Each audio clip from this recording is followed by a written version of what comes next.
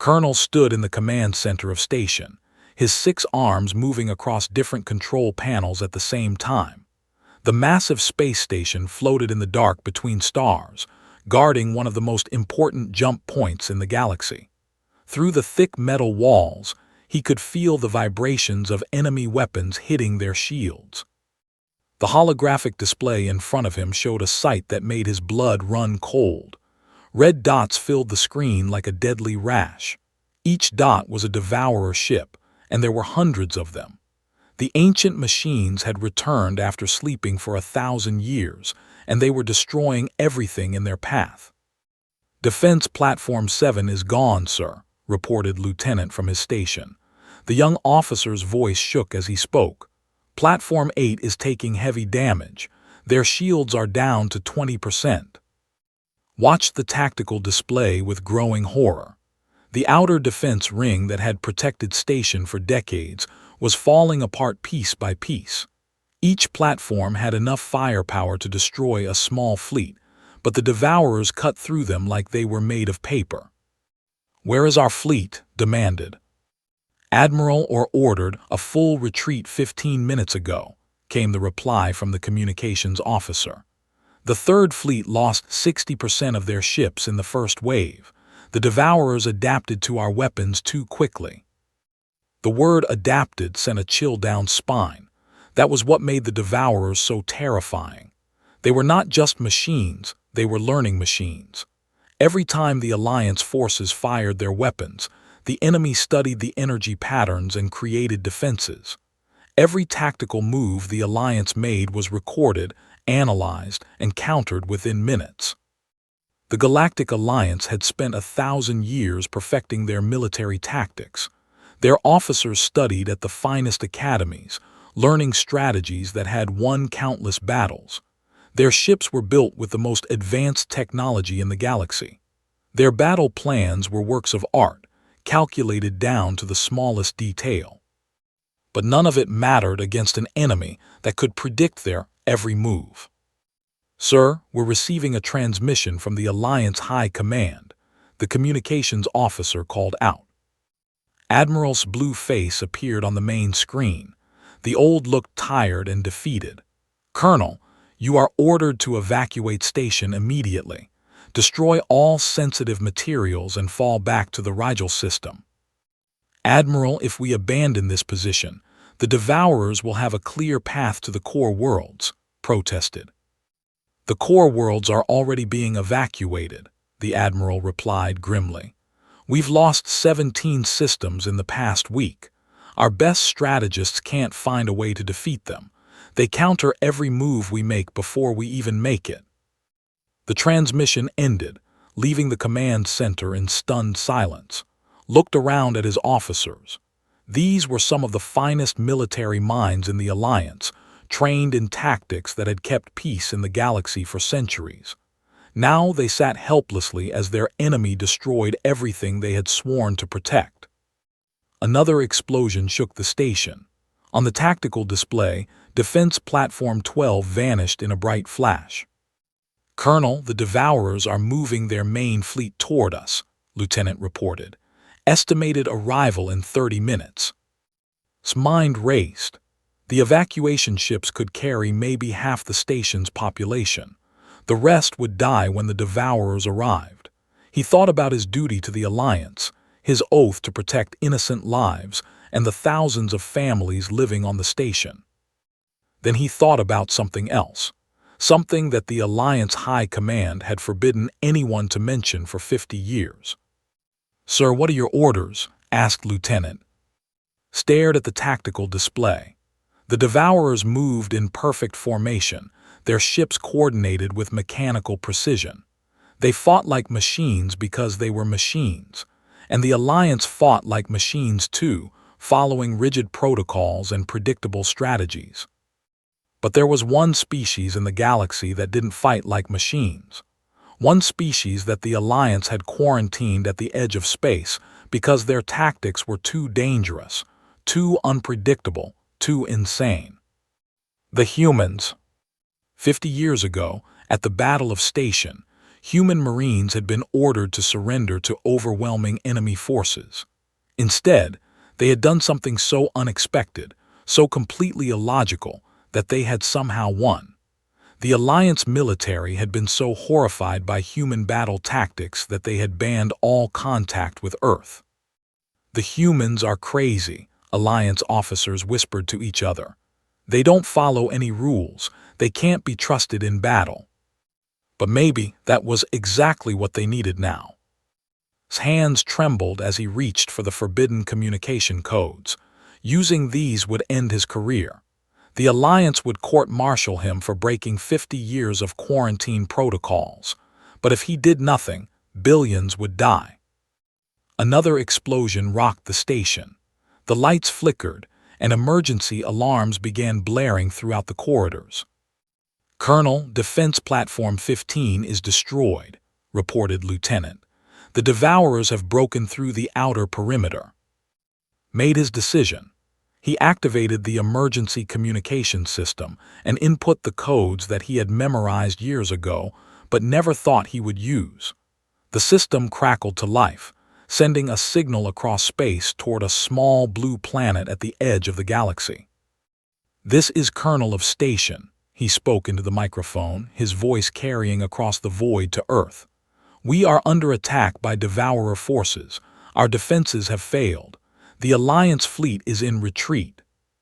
He paused, knowing that his next words would change everything. "Ask the humans for aid now," he shouted desperately into the transmitter, his voice echoing through the command center. The message raced through space at faster-than-light speed, carrying with it the hopes of everyone on station.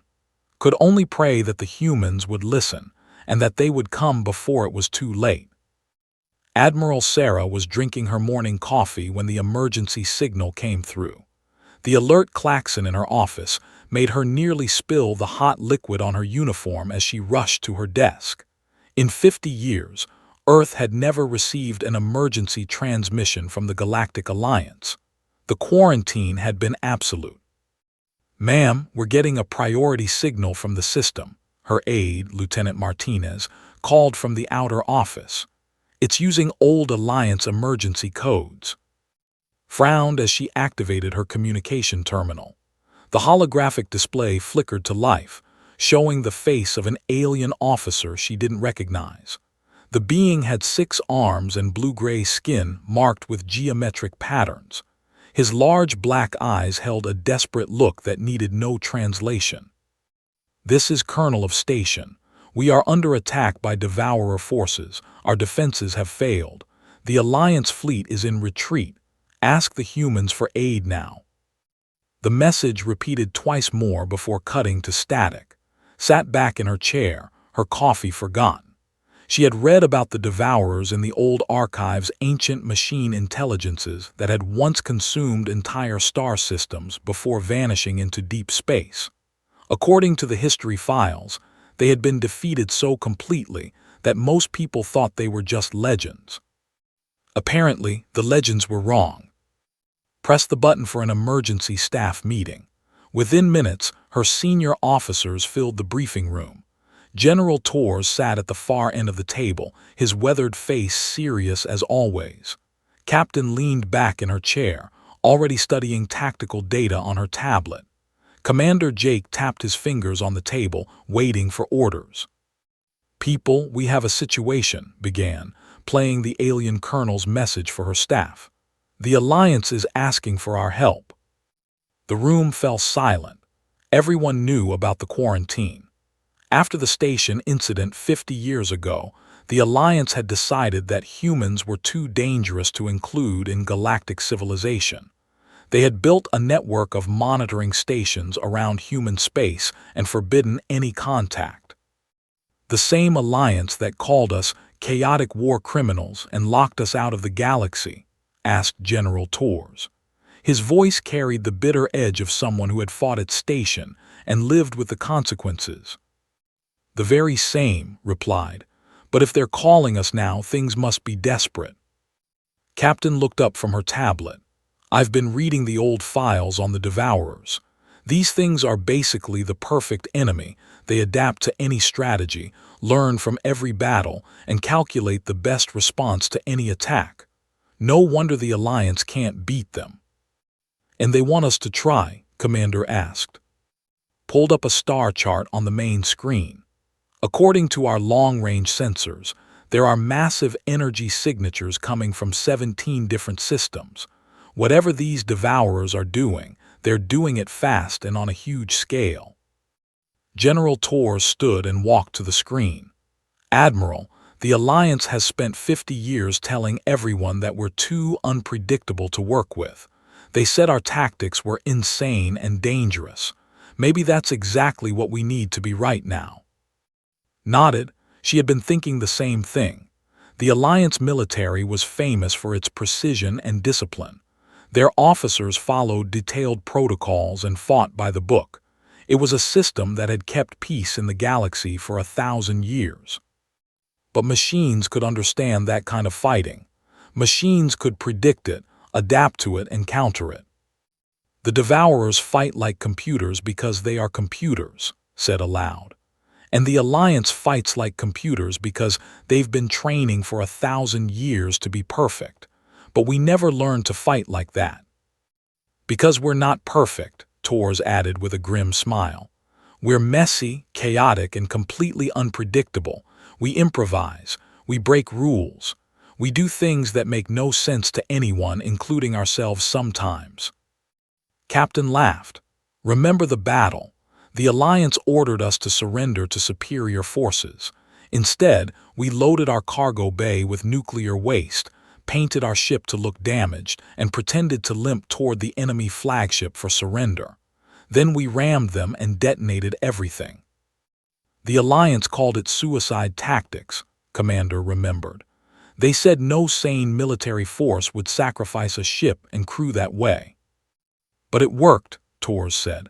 We saved the station and drove off the enemy. The Alliance was so horrified by what we did that they quarantined us. They said we were too dangerous to fight alongside. Made her decision. Maybe we are too dangerous. Maybe that's exactly what the galaxy needs right now. She turned to face her officers. I'm ordering a full mobilization. Every ship we can get, every crew we can find. We're going to help them. Ma'am, the Alliance has made it clear we're not welcome in their space, Lieutenant Martinez pointed out. They sent us a distress call, replied. That makes us welcome enough. Over the next 6 hours, Earth became a hive of activity. Ships that had been mothballed for decades were pulled out of storage and hastily repaired. Crews who had never worked together were thrown onto vessels and told to figure it out on the way. The human fleet that finally launched looked like nothing the galaxy had ever seen. There were military destroyers flying alongside converted cargo ships. Mining vessels carried weapons that violated 17 different safety regulations. Passenger liners had been turned into troop transports in record time. Some ships were painted with official Earth Defense Force colors. Others still bore the logos of shipping companies and civilian corporations. The Alliance would have called it a disaster. Human military doctrine had always been more about making things work than making things perfect. Their ships were held together with spare parts, determination, and what Captain called aggressive optimism. As the fleet prepared to jump to hyperspace, stood on the bridge of her flagship, the Earth's Pride. It wasn't the biggest ship in the fleet or the most advanced, but it had something that no Alliance vessel possessed, a crew that had learned to fight by breaking every rule in the book.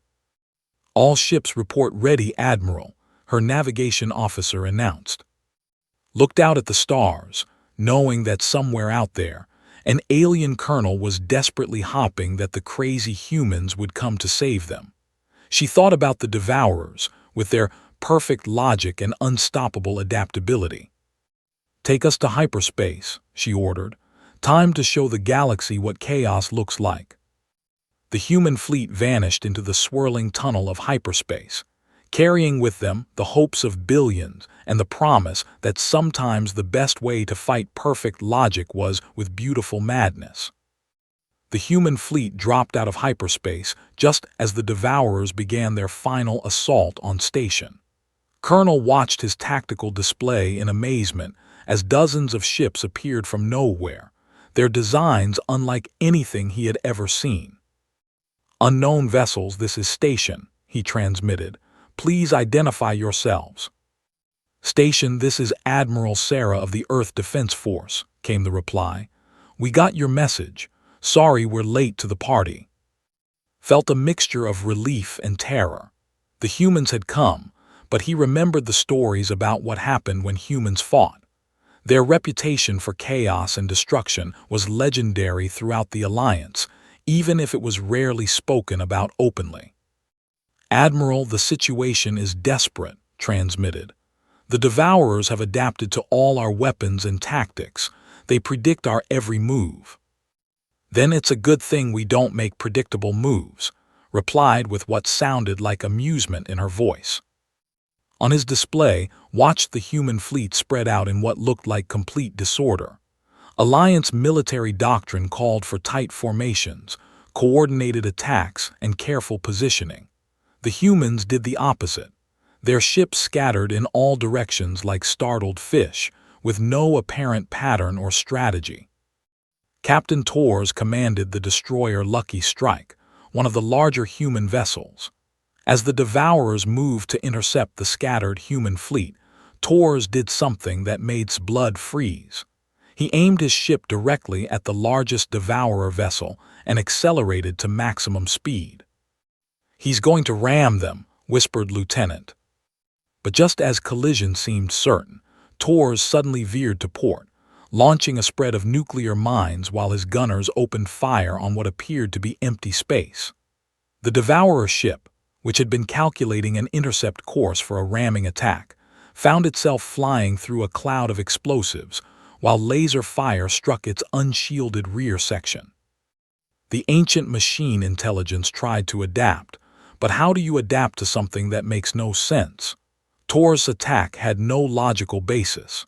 He had aimed for one target, then attacked completely different coordinates, using weapons that shouldn't have been effective against Devourer armor. Across the battlefield, other human ships were doing equally impossible things. Lieutenant Sophia flew her fighter in patterns that violated basic physics, or would have, if she hadn't been using her mining laser to create small explosions that pushed her ship in unexpected directions. Her seemingly random movements confused the Devourer targeting computers, which kept calculating where she would be next, only to find empty space. Commander had perhaps the strangest job of all. She sat in the communications center of her ship, rolling actual dice and drawing cards from a standard deck to determine attack patterns. Every few minutes, she would broadcast new orders to the human fleet based on whatever random combination she had drawn. "All ships execute pattern Chaos 7, she announced after rolling double sixes. "Fighter squadrons engage using the spiral approach." To any Alliance officer, this would have sounded like madness. How could you coordinate a battle using random number generators? But the Devourer's greatest strength, their ability to predict enemy behavior, became their weakness when faced with truly random actions. The machine intelligence that controlled the Devourer fleet was designed to calculate probabilities and anticipate enemy moves. It could process millions of tactical scenarios in seconds and choose the perfect counter for any strategy. But it couldn't counter randomness because randomness, by definition, had no logical pattern to predict. Sergeant Mike led a boarding party onto a damaged Devourer ship, using equipment that would have made any safety inspector faint. His team wore jury-rigged spacesuits held together with tape and prayer, carrying weapons that were half military hardware and half mining tools. "Remember, guys," told his team as they cut through the Devourer ship's hull, "when in doubt, blow something up. If that doesn't work, blow something up bigger." The team moved through the mechanical corridors by following what called gut instinct. Instead of studying ship schematics or following logical pathways, they went whichever direction felt wrong. theory was that anything that felt wrong to humans would probably feel wrong to other species too, and therefore might be important. Somehow, this ridiculous strategy led them directly to the ship's main reactor core. "How did you know this was the right way?" asked Private as they planted explosive charges around the reactor. Shrugged, "I didn't. But this place gives me the creeps, and in my experience, anything that gives you the creeps is usually worth blowing up."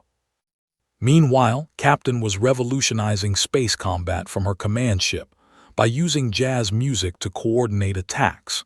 She had discovered that human musicians could improvise together without planning, creating complex patterns that sounded chaotic but actually worked together perfectly. "All ships listen to the music and follow the beat," she broadcast, as her ship's computer began playing an improvised jazz composition. "Fighter squadrons, you're the horns. Capital ships, you're the rhythm section. Remember, it's not about hitting the right notes, it's about making the wrong notes sound right." The human fleet began moving in time with the music, their attacks flowing together like a complex musical piece. The Devourers tried to analyze the pattern, but jazz improvisation couldn't be reduced to mathematical formulas.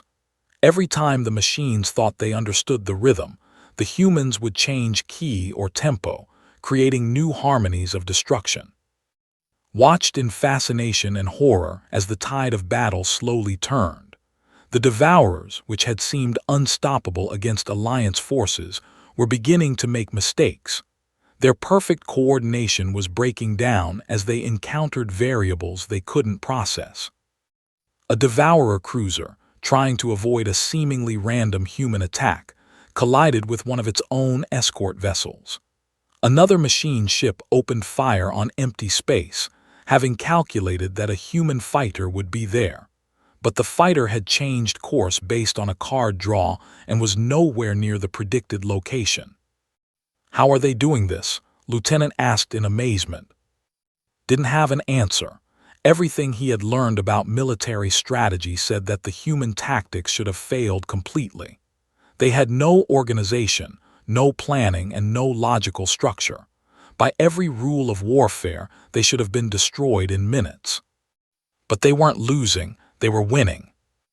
The Devourer's hive mind, faced with true chaos for the first time in its existence, began to cascade into system errors. Its calculations became increasingly desperate as it tried to find patterns where none existed. Ships received contradictory orders as the Central Intelligence struggled to process the beautiful illogic of human warfare. For the first time in 1,000 years, the perfect machines were confused, and confusion, realized, was the first step toward defeat. The battle around Station had become something that no military academy in the galaxy could have prepared anyone for. Colonel found himself studying human tactics with the same fascination that a scientist might study a new form of life. Everything the humans did went against common sense, yet somehow it worked. "Colonel, the human boarding teams have taken control of 3 Devourer ships," Lieutenant reported. "But sir, their methods are unusual." On the tactical display, could see the aftermath of Sergeant's assault. The Devourer ship was still functional, but it was broadcasting human music and transmitting what appeared to be cooking recipes on all frequencies. Somehow, his team had convinced the ship's computer that it was now a civilian entertainment vessel. "How did they manage that?" asked. "According to their reports, they fed the ship's computer something called from their databases," replied, looking confused. "The machine intelligence is now trying to process 17 million articles about everything from ancient Earth history to instructions for making something called pizza." On another part of the battlefield, Commander had escalated her random tactics to an art form. She now had 3 different officers rolling dice, drawing cards, and spinning something called a Wheel of Fortune to determine battle strategies. Every few minutes, she would announce new orders that made no logical sense but somehow worked.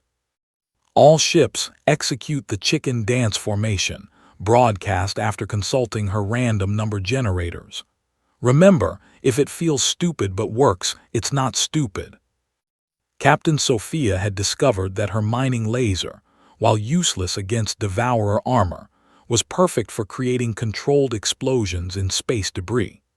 She had spent the last hour turning asteroid fragments into improvised weapons, launching them at devourer ships using gravitational slingshots and pure intuition. "This is to any human ship in the area," she transmitted. "I'm going to try something really dumb. If it works, it'll be awesome. If it doesn't work, remember me fondly." She accelerated her fighter toward a massive devourer battleship, weaving between enemy fire while dragging a line of explosive charges behind her like a deadly comet tail. At the last second, she released the charges and used her mining laser to detonate them in sequence, creating a chain reaction that wrapped around the enemy vessel like a fiery rope.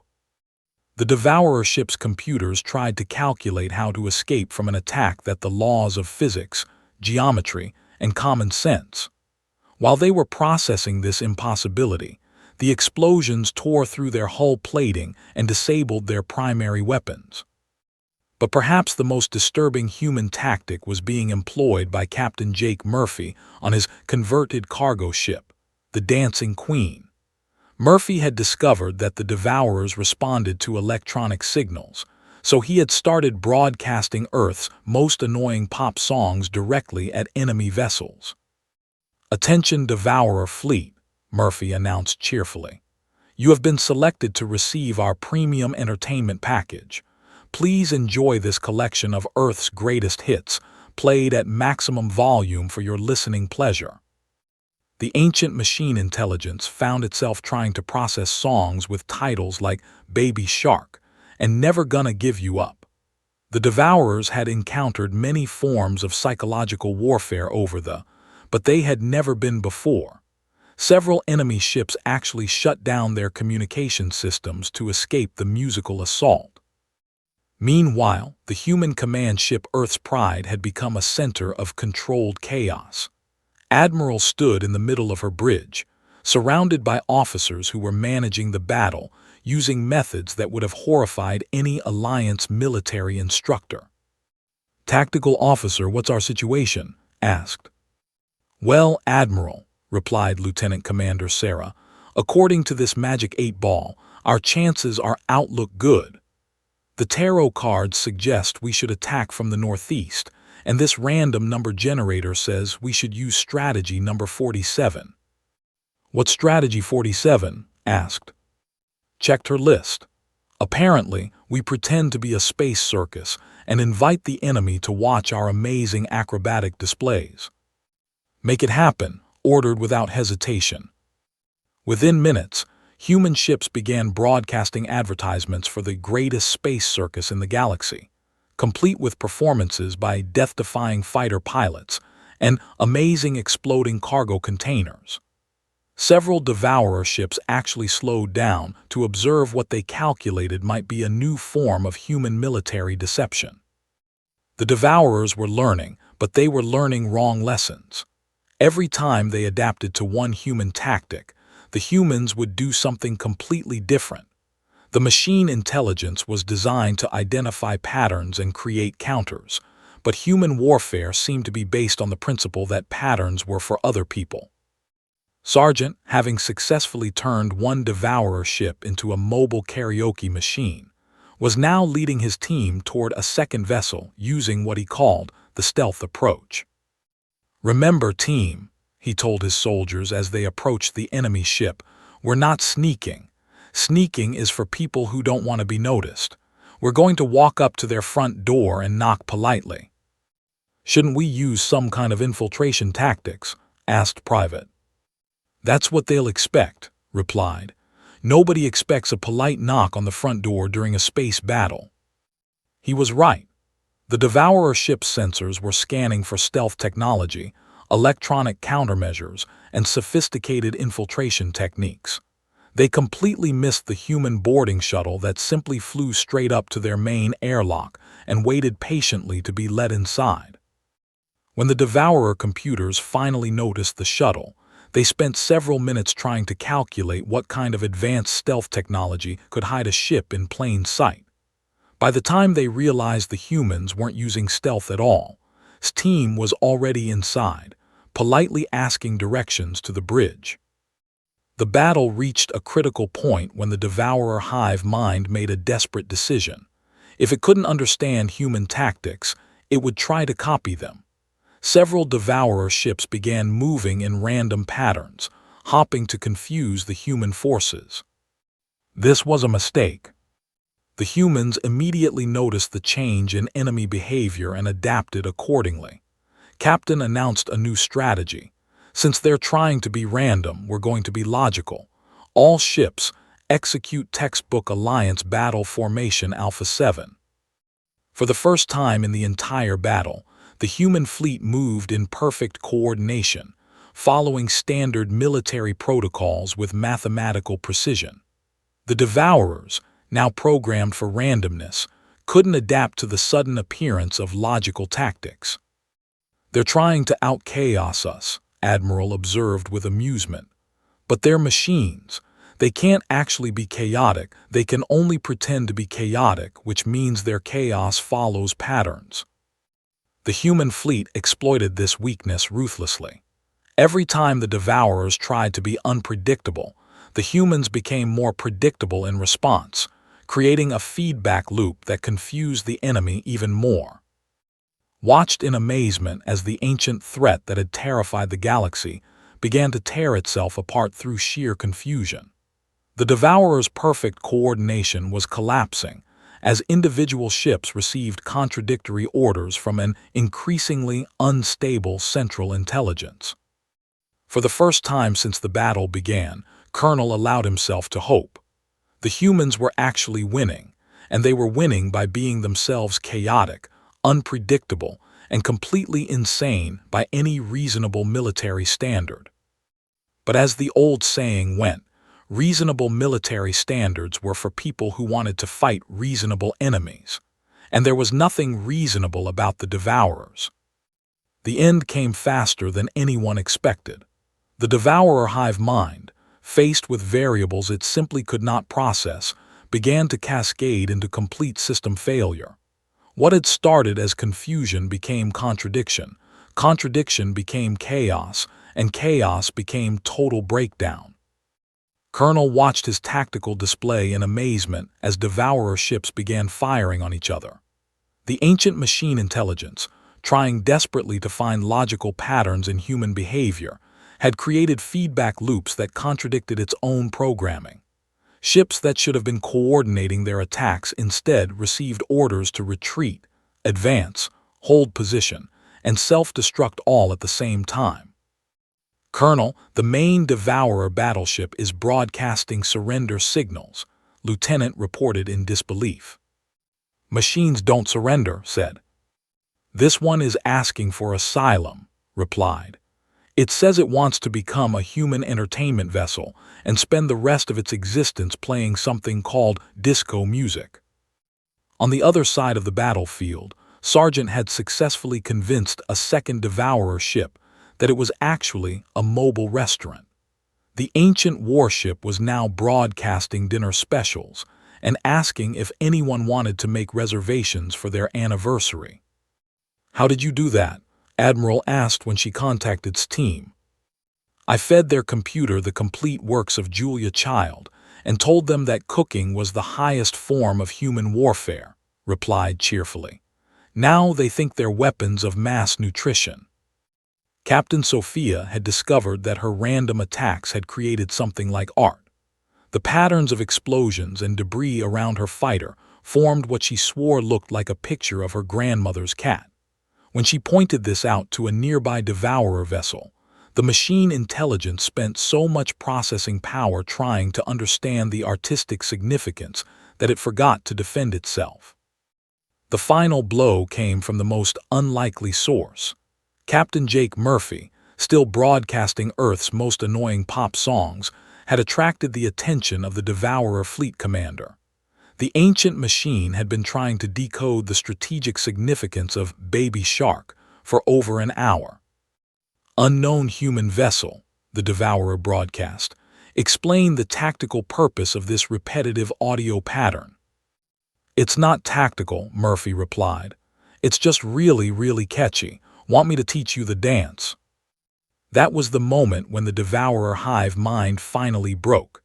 An intelligence that had conquered star systems and consumed entire civilizations was defeated by a children's song and the offer of dance lessons. The central computer core, overwhelmed by the complete absence of logic in human culture, simply shut down. Across the battlefield, Devourer ships stopped moving. Some powered down completely. Others began broadcasting random information about human holidays, sports statistics, and cooking shows. A few started playing Earth music and asking if anyone wanted to join their newly formed book clubs. "All Devourer vessels have stopped attacking," Lieutenant announced. "They're asking for instructions on how to be human." The silence that followed was broken by Admiral's laughter over the communication channel. "Well, that's a new one. Usually our enemies just want to kill us, not join us." As the immediate danger passed, Colonel finally had time to process what had just happened. The ancient terror that had threatened to destroy galactic civilization had been defeated not by superior firepower or brilliant strategy, but by sheer human weirdness. "Admiral transmitted. On behalf of the Galactic Alliance, I want to thank you. You have saved billions of lives today." "Don't mention it," Colonel replied. "Though I have to ask, what happens now? Last I checked, you folks weren't too happy with having us around." Before could answer, his communication system activated with an incoming transmission from Alliance High Command. Admiral appeared on screen, but instead of the defeated expression he had worn earlier, the old looked amazed and perhaps a little embarrassed. "Colonel, we have been monitoring the battle from long-range sensors," the Admiral said. "I must ask, is it true that the humans defeated the Devourers by confusing them to death?" "That's one way to put it, sir," replied. Admiral was quiet for a moment. "Colonel, please convey our official gratitude to Admiral and her forces. The Alliance Council is meeting in emergency session to discuss new arrangements." 3 hours later, Colonel found himself in the most unlikely place he could imagine, the cantina of station, sharing drinks with human soldiers and listening to their impossible war stories. The station's bar had become an impromptu celebration center, with Alliance personnel mixing freely with their human rescuers. Captain Torres sat at the bar, a bottle of something blue and alcoholic in front of him. "You know, Colonel, 50 years ago your people told us we were too dangerous to fight alongside." "We may have been hasty in that judgment," admitted, sipping carefully from a glass of human beer that tasted surprisingly good. "The thing is," Torres continued, "we're not actually trying to be chaotic. We just think differently than you folks. Where you see problems, we see puzzles. Where you see rules, we see suggestions. Where you see impossible situations, we see interesting challenges." Sergeant joined them, still wearing his jury-rigged combat gear. "Colonel, can I ask you something? Why do all your military manuals assume the enemy will behave logically?" "Thought about this. Because logic is universal. Mathematical principles work the same way throughout the galaxy. Strategic calculations are based on proven formulas. But that's exactly why they don't work against opponents who ignore logic," pointed out. "If everyone fights by the same rules, then the guy with the biggest army wins. But if someone shows up who doesn't know the rules exist, they can win against impossible odds," finished, "like you did today." The celebration was interrupted by another announcement from Admiral. "Attention, all personnel. The Alliance Council has reached a decision. Effective immediately, the quarantine of human space is officially ended. Furthermore, the Alliance formally requests that Earth join our defensive pact as an equal partner." The cantina erupted in cheers from both human and alien personnel. Captain raised her glass and shouted, "To chaos." "To logic," responded Lieutenant. To working together, added Admiral, who had just arrived from her ship. As the celebration continued around him, reflected on what he had learned. For 1,000 years, the Alliance had maintained peace through order, discipline, and predictability. They had created a perfect system that worked flawlessly against any enemy that followed the same rules. But the galaxy was a big place, full of unknowns and impossibilities. Sometimes the best defense against the unexpected was to be unexpected yourself. Sometimes the most logical thing to do was to be illogical. The humans hadn't saved the galaxy by being better soldiers than the Alliance. They had saved it by being different soldiers, chaotic where others were orderly, creative where others were systematic, and beautifully human where others tried to be perfectly logical. "Colonel," Admiral said, joining him at his table, "I have to ask, what exactly did your people think we were going to do that was so dangerous?" Smiled, the first genuine smile he had worn in weeks. "We thought you might change everything. We thought you might make us question everything we believed about how warfare should work." And asked. "We were absolutely right," replied, "and thank the stars for that."